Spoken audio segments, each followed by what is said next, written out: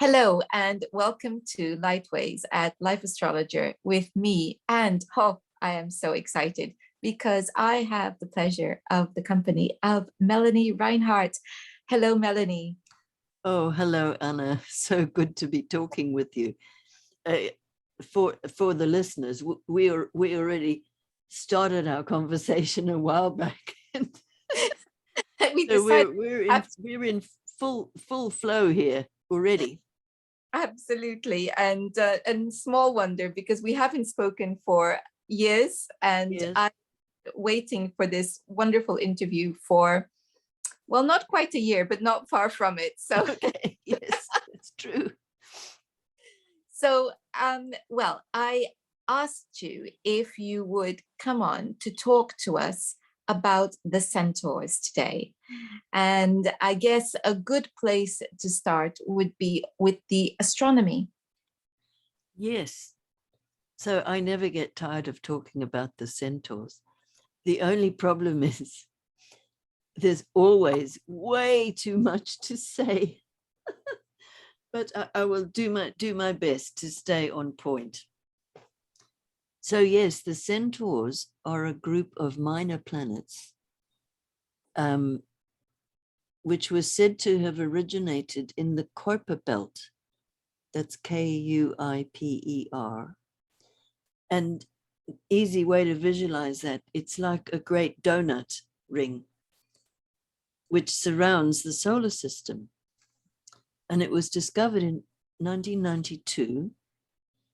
And now the Centaurs are currently considered to have come into our solar system from this Kuiper Belt. So the Kuiper Belt extends very, very far out beyond the edge of our solar system. And many of you may know that in 2006, Pluto was so-called demoted, wasn't allowed to be a planet anymore. Okay. And so it's now called a dwarf planet. I mean, that's an insult, really. So he's now the king of the Kuiper Belt. For those who can see the connection there, king of the Kuiper Belt. And in the mythology, of course, he's lord of the underworld. This is very exciting from a centaur point of view, because if you can visualize this, so the Kuiper Belt is now the home of Pluto, almost like the extraterrestrial underworld, if Pluto's lord of the underworld in the mythology, if you get my drift. So the Centaurs came in to our solar system as perhaps messengers of Pluto, or agents of Pluto, or escapees from the underworld, something like that. But there is a very deep connection there. And many of you have probably seen that very iconic photograph. It's a NASA photograph. If you Google Pluto heart of ice, you'll get this picture, and it's really worth seeing. There's, Pluto, and kind of slightly in the lower half of the orb of Pluto, there's a white patch which is shaped like a heart. And apparently that's an area where there are volcanoes that spew ice. I mean, can you imagine? And the whole notion of the thawing of what has been frozen, that's central to Pluto's process anyway. And I remember a long time ago doing a reading for a client where Pluto was then in Scorpio. So this is ancient history, And she had a lot of Pluto transits. And I remember speaking to her about the fact that Scorpio is a fixed sign, and it's a water sign. Now, you can't really fix water unless you freeze it. So I had this this felt sense that the terrain of Scorpio was the place where we, all of us, whether we have planets there or not, where we're likely to store the residue of experiences which we simply couldn't process at the time. It was too much. It was too overwhelming, too difficult, whatever. And so we parked aspects of that experience.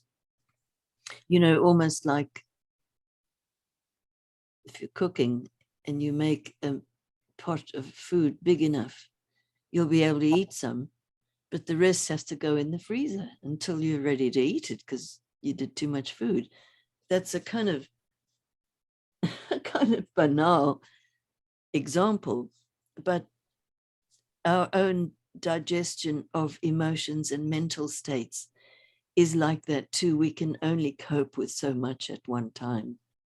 So when things lurch into extremes, we freeze and park that experience somewhere. And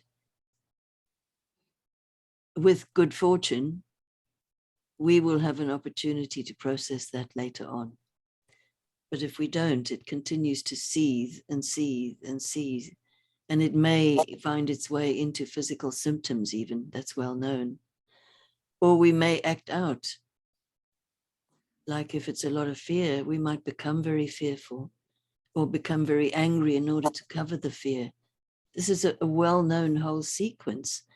And just as an aside here, which is a really important aside, you know, what we might call trauma awareness on a fairly grand scale is really coming into view these days.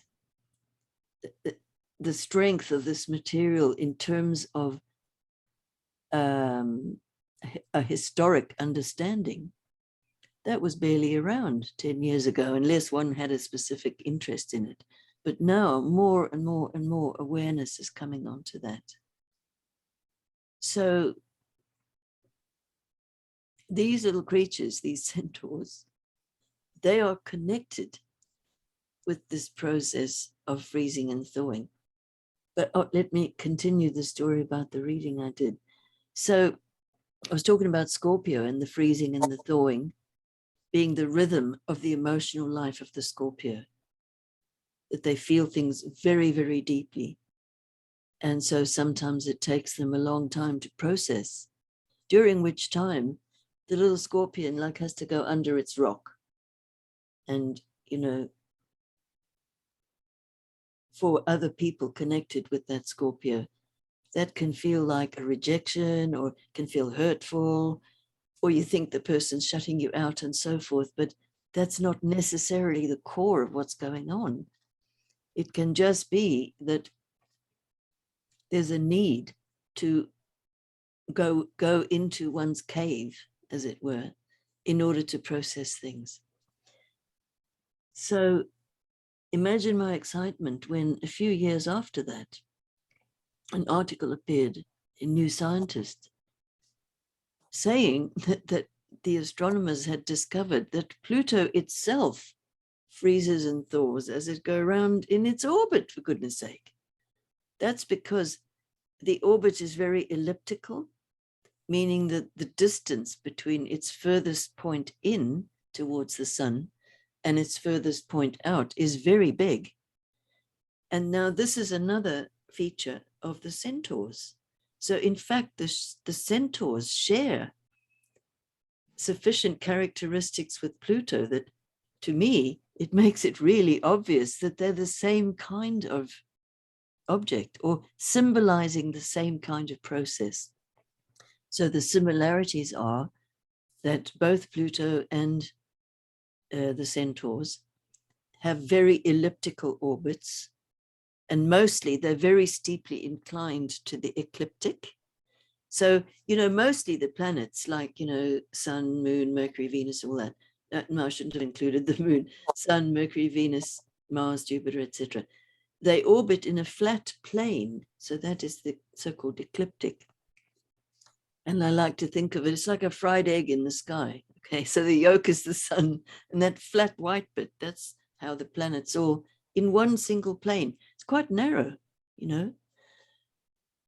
But the centaurs, they go through that plane, up and down and through, and they also cross over the orbits of at least one of the now so-called classical planets or other centaurs and so forth. Now, Pluto, when he was still called a planet, was the only planet that did that. In other words, be an orbit crosser. And to my knowledge, the only astrologer who, well, certainly the first astrologer who commented on that was Dane Rudhyar, often known as the father of modern astrology, wonderful, wonderful author and thinker. And he had a very poetic turn of phrase, sometimes very flowery, beautiful. And so he talked about this process of a planet actually, as it moves further in its orbit and crossing over the orbital path of other planets. He called this like a fecundation. So in fact, Pluto goes through the orbit of Neptune and out the other side. It spends about 20 years actually inside Neptune's orbit. And with this word fecundation, which means to make fertile, it's a powerful image, of course, from biology, from animals, from humans, but also there's like a kind of mating that goes on in the plant world as well. But his idea was that this is a bit similar to comets as well. He saw them in a similar way, where something brings in energy from the beyond, so to speak. And in the case of comets, it's often seen that they kind of remove astral debris from the solar system on their way out. Very evocative image. So there's some of the links. I think, you know, when I was rereading your book, Chiron, Phallus, and Nessus, the thing that struck me reading it again was the notion that here we have the centaurs, you know, which we associate with travel anyway. Yes. And there they are traveling from, you know, from one place to another. They're on the move, crossing orbits. Exactly. And it really made me think there's something here I haven't quite,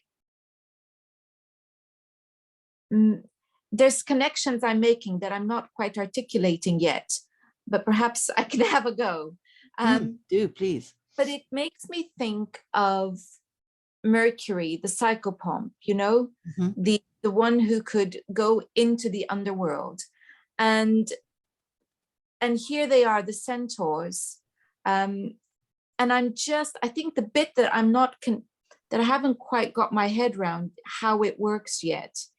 But maybe what I'm thinking is that they are where Mercury is perhaps working on as a psychopomp for the individual. Maybe there's something here about a collective psychopomp role. Does that make sense to you? It does make sense, because one thing that seems very clear to me in terms of how they show up in people's chart,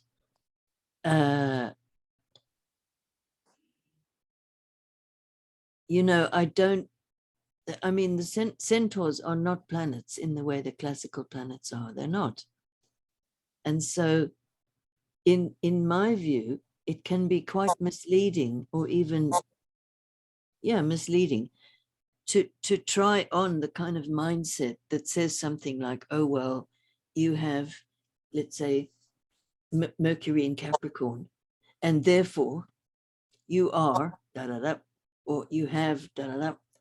And you can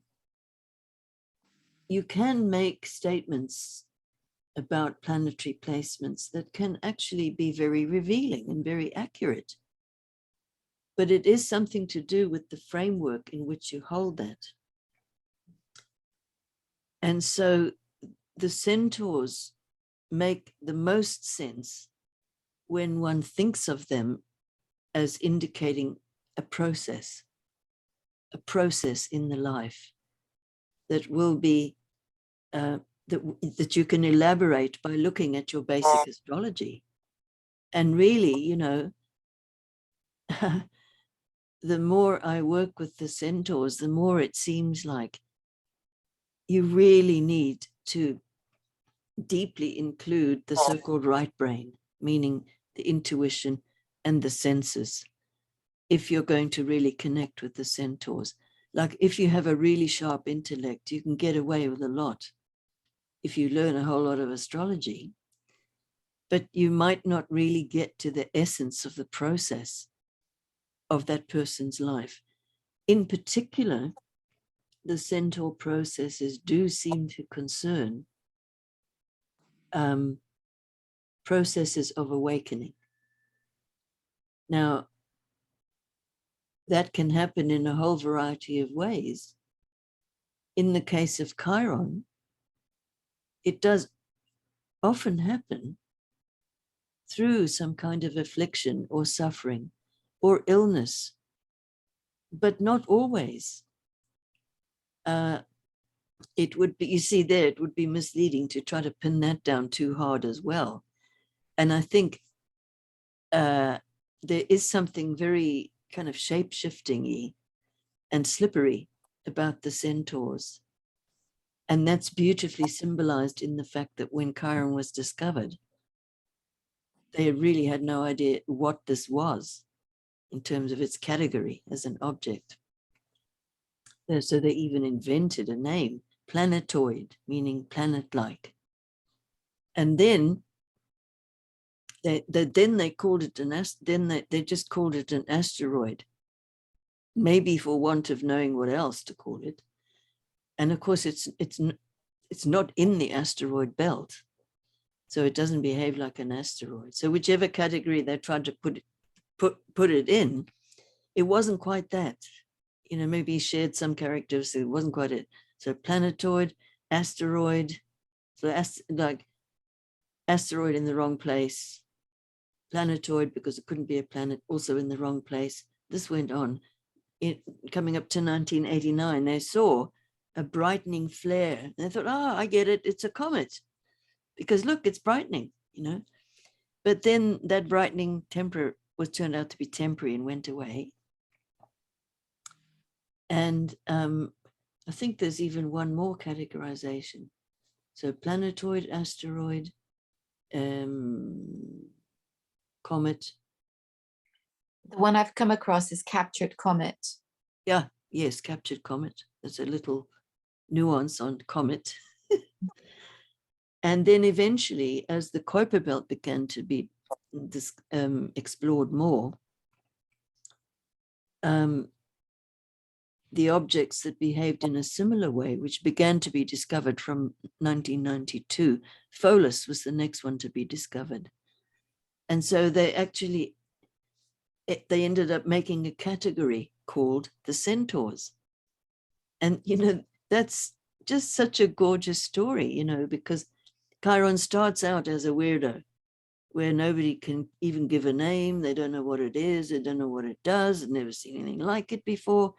So a complete outsider, that is one key word that sort of works with Chiron.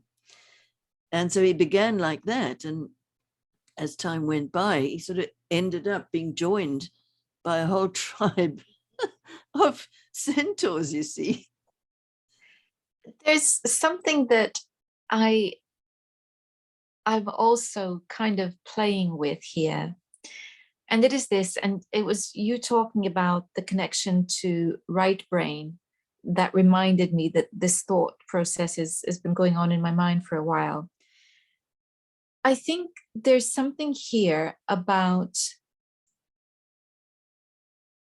intuition that you've obviously linked with Chiron from the beginning. But the very fact that it's half horse, that animalistic side, and that these were discovered in a time when awareness that our relationship with the environment was becoming more acute. Yeah. And that since then, we've discovered things like Humaya and Makimaki, which are much about nature. And I'm kind of wondering whether this isn't an indication of our consciousness wanting to redress the balance from the so-called rational and materialist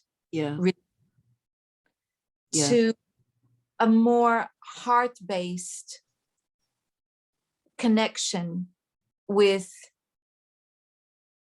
spirit within us and nature itself. In other words, going back to understanding the world from a much more right brain perspective, so as to redress the imbalance that's been created over the last few centuries. Yeah, I absolutely agree with that, because in a way, Chiron, the discovery of Chiron, and the meanings that cluster around that with the centaurs, they are heralding or bringing in an entirely new worldview and cosmos. And that is one which regains or reignites the kind of understanding that we live in a cosmos where everything is alive, everything has a soul. And, that is the holistic worldview that did exist once upon a time. This is not a fantasy. And it was progressively through the so-called Enlightenment. I mean, you have to wonder. It was more like the Endarkenment, actually, that a huge split developed, and anything that spoke to this kind of worldview was basically forbidden or persecuted. And the attempt was to stamp it out. So there's a lot of, let's say, baggage that goes with, a lot of inner work to be done that goes with the rediscovery of this. It's not just like you wake up one morning and, oh yeah, I get it, and trundle on. It's like this couple of millennia, more maybe, of history that you might have to dig through. And I don't want to exaggerate that, but it's true. It's a big thing when there's a change of worldview. And now here, most annoyingly,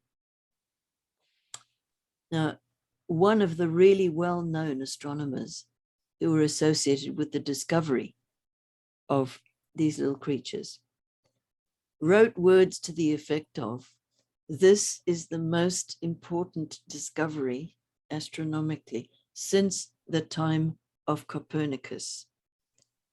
Yeah. So you all know who Copernicus was. He was the guy who figured out that the sun was the center of the solar system. And he shrewdly kept a bit of a low profile about that during his life. But the baton was picked up by Galileo, who suffered unthinkable insults and imprisonments and all the rest of it for his beliefs, which were deemed to be heresy. So he saw with his telescope that there was, there were features on the surface of the moon. And he got bounced by the powers that be in the church, because it can't be, this is heresy. We know that the moon shines with its own divine light and there's no imperfect. Sounds so insane when we read it now, but makes you wonder what kind of insanity might be going on in the name of prevailing status quo and so on. It's easy to look back and say, wow, what a bunch of idiots. But, same kind of thing could be happening now. Anyway, so from that time, of course, what we saw on Earth is everything falling into the distortion of the very image that is just so completely marvelous and inspirational. In other words, the sun symbolically has a relationship with kingship, and it rules the sign of Leo. So Leo the king, Leo the proud one, Leo the generous one. It rules the heart physically. So the heart of the solar system is the sun. We could wax on and on about that. But the shadow side of that, of course, is a kind of rigid individualism where everybody wants to be the king of their own territory. And you can see where this is going, okay? So it's that which has actually already been superseded. And this new worldview is a reclamation of what was lost. And of course, it can't be exactly as it once was because, hey, evolution doesn't quite work like that. Cycles do repeat, but they don't repeat in a mechanical way because they're living cycles. Anyway, I think it was Alan Stern, the astronomer. I've looked and looked. I read this on the internet, and I've looked and looked and looked, and I cannot find it. I can find sort of references to it, but it was said in such a pithy way. I was very sorry to lose that, but that astronomical observation corresponded with, for me, with the feeling around the centaurs. They're not just kind of, weird things that are hard to pin down and so forth. They are the bearers of a whole new worldview, which is about a reclamation of something that has been lost, And to me, the fact that, the centaurs, it's the animal part that connects us with the earth. Now, in the chart for the announcement of Chiron's discovery, there's only one earth planet, and it's Chiron in Taurus. And I remember the very first time I showed this to a class way back in the 1980s. Is that right? Yeah, it was. I put the chart up and I said, if Chiron, because we know he came in, they came in from outside the solar system. So if Chiron has come here to give us all a message, what do you think it might be? And someone put up their hand and said, look after the earth. It's the only one we've got, the only earth sign, and it's Chiron, the wounded earth, and the potential for the healing. And it's the animal part in the image of the centaur that connects with the ground. To me, that says it all. It does, doesn't it? That is the cosmology. It's I hadn't thought of that, but of course it would have been in Taurus at that time, wouldn't it? And Yes. So it's interesting because I have a sneaky feeling, or a strong suspicion, put it that way, that if we want to heal ourselves, we need to heal the planet. And if we heal the planet, we heal ourselves. Or absolute reciprocity. Or other way around, we heal ourselves, we heal the planet. There is no distinction. We are one with the planet. Yeah, it's like one living, breathing organism. So we've been talking about the centaurs generally, but we know quite a lot about Chiron. Yeah. Tell us a little bit about Pholus and Nessus. Okay.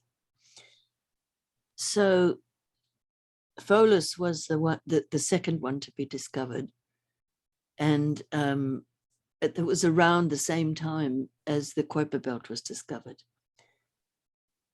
So Pholus was the keeper of the sacred jar of wine of Dionysus, and he got to be that custodian after moderating and arbitrating in a dispute between Hephaestus, who was the blacksmith, and Dionysus. and it was over ownership. There's that theme again, of the island of Naxos. And Pholus favored Dionysus, who by temperament wasn't really like an owner, but more of a Neptunian image. In fact, Dionysus is often linked with Neptune astrologically. So the poetry, the ecstasy, the sense of freedom, the spontaneity, all of that. So in gratitude, Dionysus put his sacred jar of wine, mind you, under the custodianship of Pholus, with the instructions that the jar was not supposed to be opened for 4 generations and or until the arrival of Hercules. There's slightly different versions of it. Now, when I first read that, I thought, oh, I didn't think about it. I just somewhere assumed that that meant a long time. However, when I first began to work with Pholus, I kept on having people come for readings where Pholus was very activated in their chart. Either Pholus was active by transit and touching other planets, or the other way around. It didn't seem to make any difference which way. And they would bring these ancestral stories, which were, you guessed, 4 generations long. At first I thought, wow, bit of a coincidence there. That's in the myth, you know. It happens so often that I then began to venture to mention it. And mostly before I'd even hardly finished the sentence, the person was saying, oh my God, I know exactly what that is. And yes, and yes, and this is what I've been doing. And so, you know, like I found out that we have a whole family of half siblings because father had 2 marriages and we didn't know. I mean, incredible stories. So most of the people were like that. And then there were some that didn't connect at all. Fair enough. But of the ones who didn't connect, most of them contacted me later, the next week or month or year, or many, many years later, contacted me in sort of email. You remember you said about the 4 generations? Well, let me tell you what I just found out, or this just happened, or that just happened. Unbelievable. So during that period of time, obviously before my material on that was published, but in very quick succession, I actually began to feel, I thought, wow, it's like the universe is sending me all these people willing to tell their Pholus stories, but not even knowing that that's what it was, kind of thing. And I remembered that the same thing had happened when I first began to work with Chiron, that it really, really was bizarre. And the literalness of the symbolism, I could hardly believe it. Anyway, it seems to me, after now a long time of working with the Centaurs, because my material on that was originally published in 1996. Incredible. But I'm really convinced that an important theme of the healing that all these centaurs represent is to do with ancestral healing. And we can even take it back further or back deeper, however you want to envision that, to include cultural and historical themes. So the whole notion of historical trauma, this is relatively newly coming into consciousness. And here, just for anyone who's watching or listening, the names of 3 people that, if this whole area of the human soul really interests you, or you've already been working with it, then you need to know about Gabor Mate, Gabor Mate, M-A-T-E, and Thomas Hübel, Thomas as usual. It's a German name, so it's correctly spelt with an umlaut, two little dots on the U, but you'll see it written without that. And then also Dr. Daniel Four, who has a very fine understanding of specifically ancestral healing and so forth. And I got very curious when I saw that the year of his birth is the same as the discovery of Chiron. And I have been trying to do a little bit of detective work to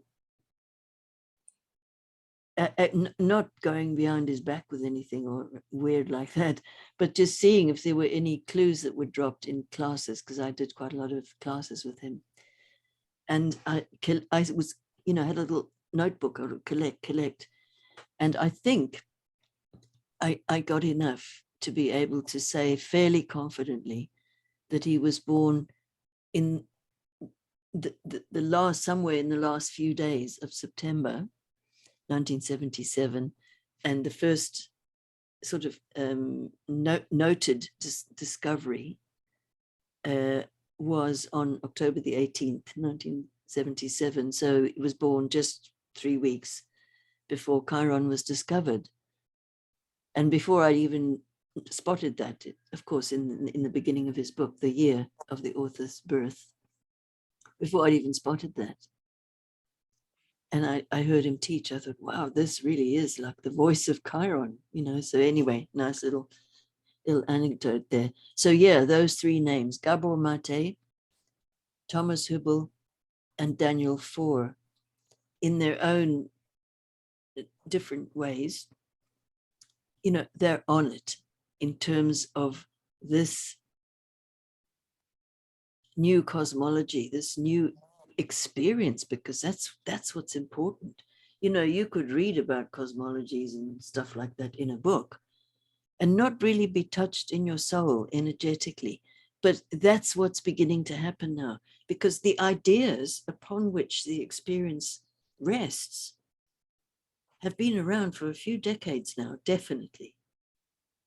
But having people spontaneously really get it and experience it, that seems to be happening more and more, which is wonderful to see. What about Nessus? Nessus, okay. A few more things to say about Pholus first. There are a number of other very interesting themes. If we take the image of the sacred jar of Dionysus, everything that you could think of to do with jar, as in container, as in womb, many people who are deeply tuned into their process have spontaneous connections with their own prenatal experience. And that's something that if you don't know that that's what's happening, that is seriously weird, because it's very, very physical. And you may not have the words at all. It's not transactional even. It's very powerful physical. And, certainly many healers, of course, know all about that stuff. And, incredible to think that until quite recently, it's almost like psychology didn't even start until the cognitive years. The whole section of precognitive and then prenatal, just blank, with the exception of a few renegade people. And now that's becoming more and more known about. And just to say one more thing, in the mythology, so Pholus had the jar, and it wasn't supposed to be opened for 4 generations. But along comes Hercules, and he wants wine with his meal. So Pholus hesitates because he knows the wine is not his to give away or use. But he acquiesces. The wine is opened for Hercules, and total chaos breaks out, because all the very wild centaurs that are out in the sort of the unnamed ones, right? They're all out there. And they have a reputation for being chaotic, unbridled, wild, even violent, dangerous, etc. Run through villages, taking the bride away from the husband, stealing the wine. They're a bit thuggish, these ones. They're descended from Ixion. That's a whole story in itself we won't get into. The main named centaurs, that's certainly Chiron and Pholus, they do have an Olympian legacy, which is very interesting. It befits half human, half horse. Anyway, so a great battle developed, and Hercules was busy shooting centaurs all over with his trusty bow and arrow. And Pholus was like standing by in utter astonishment, like, what's going on? He couldn't understand how these arrows were so deadly. Well, we, the reader, know that they're deadly because they were poisoned. When Hercules undertook the labor, he had 12 labors he had to do, actually expiating the crime of killing his whole family. So he put the poison that he'd taken from the Hydra on his arrows to make him, you know, like the supremest warrior. Really, the whole story has such incredible, disturbing resonances with a lot of the stuff we see going on today. We don't even need to name it, you know. Anyway, so Pholus took an arrow and was like examining it to try and see, you know, what is it with this arrow? And it slipped out of his hand. The arrow pierced his foot, and Pholus died immediately. Note the difference between this story and Chiron's story. When Chiron was wounded, the same with a poisoned wound,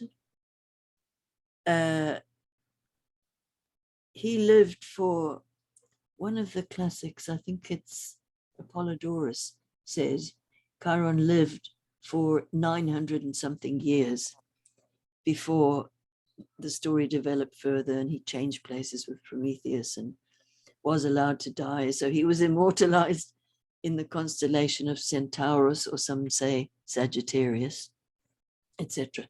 But with Pholus, he's not the wounded healer type of archetype. He's a seer or a diviner. So he died immediately. Boom. Now in life, when Pholus is either activating something on the chart or being activated by a transit, that thing of like rapid transition is one of the signals. Or as the astrologer Robert von Heeren, he wrote a book in German about Pholus with Dieter Koch, another German-speaking astrologer. I tried really hard to find a publisher to get it translated, but never did. Anyway, Robert von Heeren's phrase about Pholus is the lid comes, no, that's the wrong one. That's mine. Robert von Heeren's phrase is small cause, big effect. And how often that happens in life? Ping, something that seems very insignificant. And then a whole chain of consequences rolls out, which can sometimes be really even quite traumatic. But it rolls out to the point where it's life-changing, you know? And it could be, you know, a really small thing where you think it's small, you don't even know at the time, and then consequence and consequence and consequence, which, by the way, doesn't all have to be like bad. Not at all. It's an extremely rapid transition from one state of consciousness to another, from one stage of life to another. All kinds of transitions, and they happen fast, so fast that we can feel a little bit disoriented even, and it can take a while for that to settle down and we settle into our new state, new place, etc., etc. So, and my tagline for Pholus is the lid comes off. And if we have time, I'll say a bit about the squares between Chiron and Pholus, because wow, since 2015, Chiron and Pholus have been going along in square to each other. And there were 7 exact squares, starting off in Pisces and Sagittarius and moving along to Aries and Capricorn.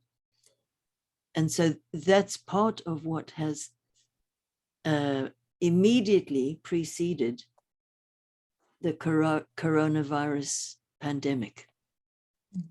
And when you look at the graph, it's on my website, by the way. If you go to articles and just scroll down, there's a little section fairly near the top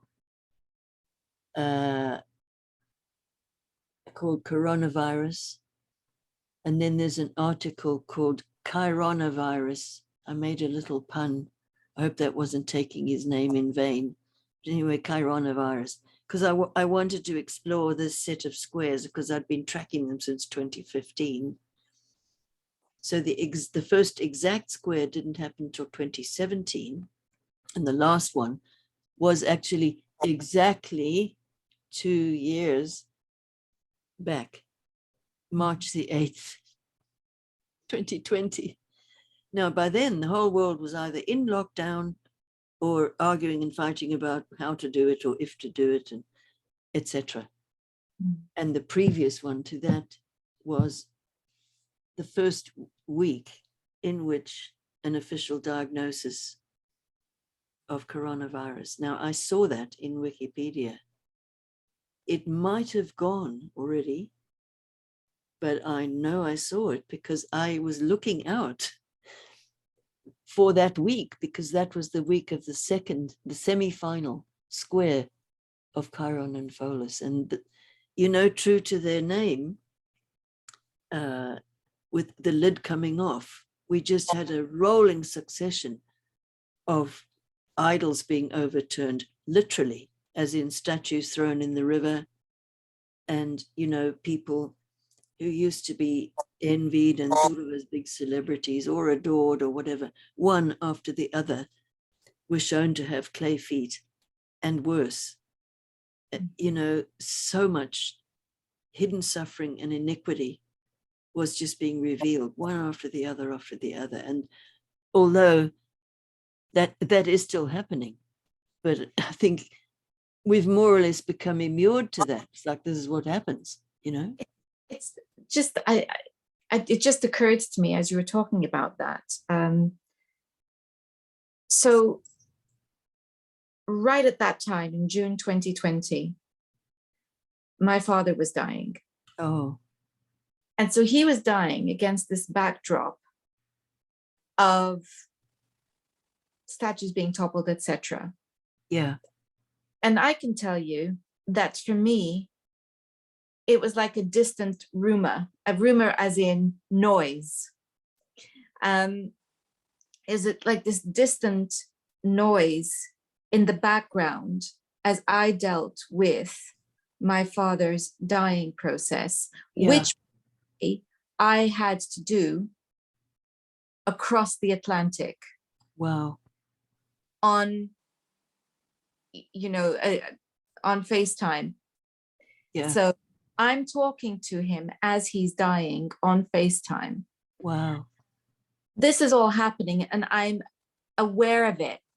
And why I'm mentioning it is because as I'm listening to the story of Pholus and what happened when Hercules took the cup and the wildness and the chaos that ensued, to me, that's what was happening. This wildness taking over our cities. Yeah. And I can't even begin to notice or understand why, because I'm in another world. Absolutely. And this is on the edges. Yeah. And I think the thing that's making me making this most pertinent is that in my chart, Pholus is in a square with the sun and Neptune. Well, and up there, so it completes this T-square. Yes. And although I don't believe that there were any transits happening to oh no, hang on. No, there was. It was my progressed moon that was involved in this. And so it was triggering all of that. And it's just struck me as I'm listening to you and remembering the story, that was my experience of that happening. Yeah. And all I could think, do you know, there was a part of me that was thinking, how rude. Don't they know my father's dying? Yes, yes, indignation. How dare you? There I'd you go go. away. Boy, whilst I'm dealing with this, which is far more important than the nonsense that you're all carrying on with. That Yes, was understood. Yeah. so. So I think yes, I'm just processing everything that you're saying. I mean, I'm conscious of the fact that your time must be limited, and I'm thinking of Nessus, and Okay. perhaps we ought to say something about Nessus. Yes. Now there is there is something else briefly. So because Pholus specifically is connected with this 4-generation thing. So I thought, oh, well, let's go 4 generations back in the the genealogy of Pholus. So get this, you are going to love this. Pholus was the son of Silenus, also a hybrid kind of creature, and said to be the figure on which the character called Bottom in Midsummer Night's Dream of Shakespeare was based, okay, because he had donkey's ears and a donkey's tail, okay. Now, Silenus was the storyteller of the gods. Now, that's a huge deal because in ancient times, the storytellers were also the oral historians that carried the history of the clan, tribe, whatever, okay. And fortunately, there are still cultures on the planet today that have like we even still have in England, a tradition. There is a national poet, and it's a very honored role to be in, highly esteemed, And of course, in the Celtic cultures, the bard, the storyteller, the keeper of the tribal history, etc., was a hugely significant figure in the collective, okay? And there are plenty of places all over Africa where that is still the case. So a griot, for example, is exactly that, usually a musician, but a poet, a storyteller, and so on and so forth. And so Silenus was the storyteller of the gods. He's the one that knew all the stories of the gods and would tell them. However, and again, I think this is in Apollodorus, when he's being described in a kind of slightly, but not too oblique way, the writer lets us know that Silenus was not above bending the truth for the sake of a good story. Now, it was in the year of the first exact square of Chiron and Pholus that fake news was word of the year in Collins Dictionary. Down, it was just to a T. But, really things began to feel like a complete hall of mirrors. So many revelations, so much misinformation, disinformation, infodemics all over the place until you think, God, am I nuts, or what is really true here? And you see, spiritually, that is something about learning that things are not as they seem.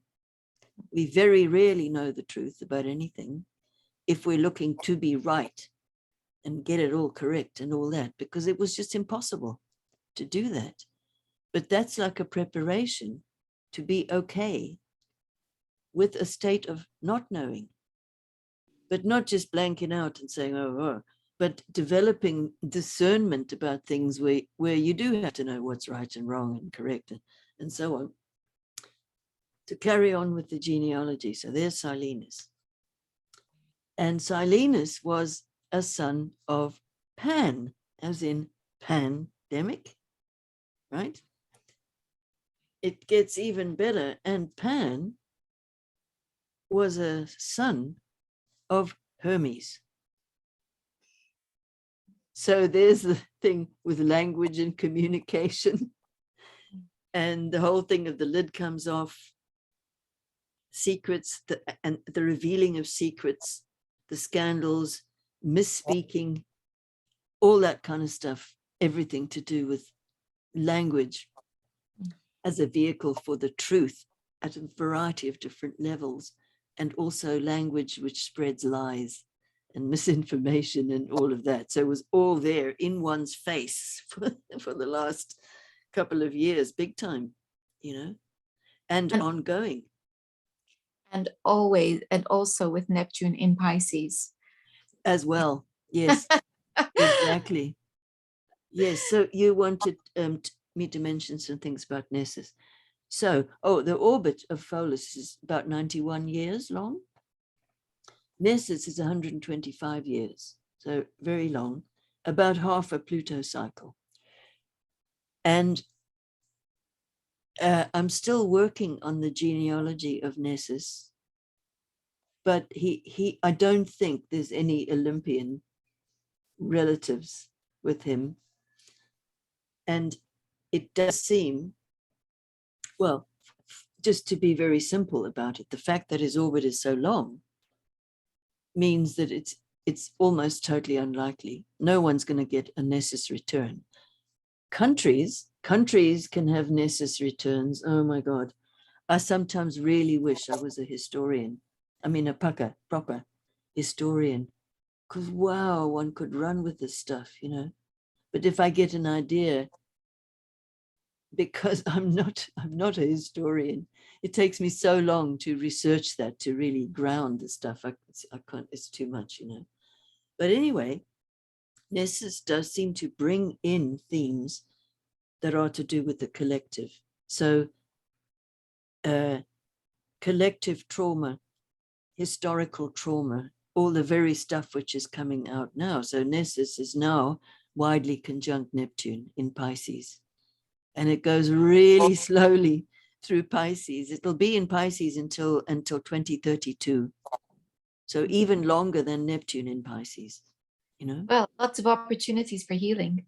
Absolutely. For, dissolving the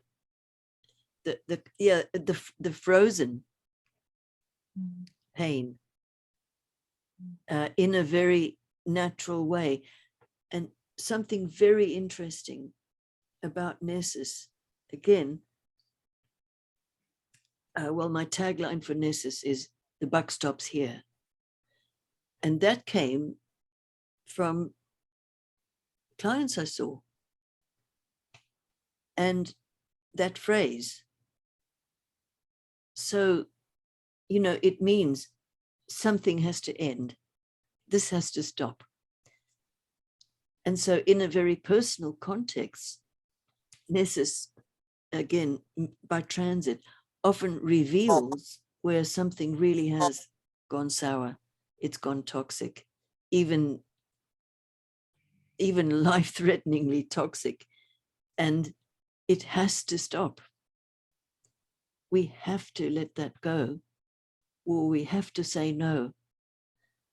Now, what's so interesting is sometimes this can happen where people who've really had difficulty asserting themselves or holding their boundaries, or difficulties with their own willpower, along comes Nessus, and baboom, this really starts to change.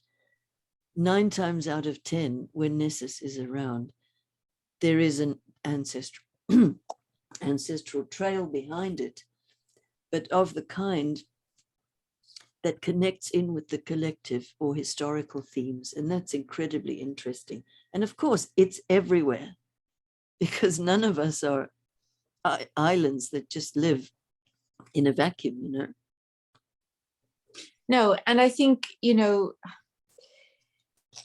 if we are to evolve,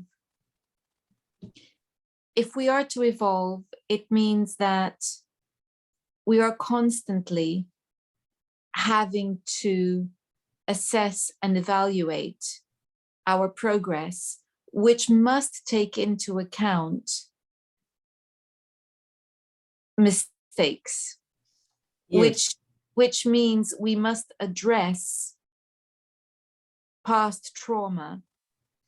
And that Yes. doesn't mean wallowing in cultural guilt, as some would have us do, Mhm. but it does mean saying, okay, what can we do to redress? Yeah. And how can we be more sensitive Yeah. to what has gone on? And Yeah. how can we heal and build bridges? And I Yeah. think that that's a very important thing, because if we ignore, that's not healing. If we pretend, it's not healing. If we say it's not anything to do with us, that's not healing. But Yeah. if we wrap ourselves Yeah. in constant guilt and say, Yeah. aren't we evil? Yeah. That's not healing anybody either. Yeah. That actually creates more division, more trauma, Well, more more, suffering. Yeah. yeah, more pain. And So I like this. I like this idea yeah, that, and of the three names that I mentioned, Thomas Hübel has done some very has done and is still doing some very extraordinary work at the collective level of healing. And he's developed a whole way of doing that, which is something very extraordinary, even to hear about, but also to participate in. It is possible to actually approach directly the healing of a collective. And, if you think that's not possible, do check out his work. well, This is relatively new. and I think that in times of great darkness, such as the times we are currently living through, this is the perfect way in which to end this marvelous conversation, because it ends on hope. And for that, I say thank you, Melanie, for such a beautiful conversation. Oh, you're so welcome. I've enjoyed talking with you so much. It's just been great. And,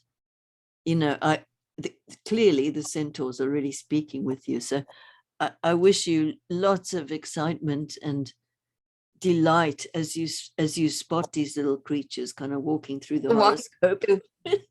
And so I am holding up this book because if you haven't Thank you. already read it, Chiron, Follows and Nessus, To the Edge and Beyond. I shall be putting a link to that in the description box. And Melanie, could we please have your website so Yes. that people could find out more about your wonderful work? Sure. It's actually just my name, melaniereinhart.com. Fantastic. I'll be putting a link to that in the description box again. Okay. And Melanie, once again, thank you. And thank you all for watching.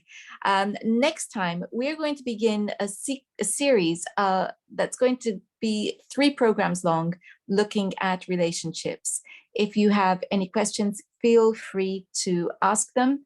And if you also want to learn more about my work and classes, etc., feel free to contact me. Until then, goodbye.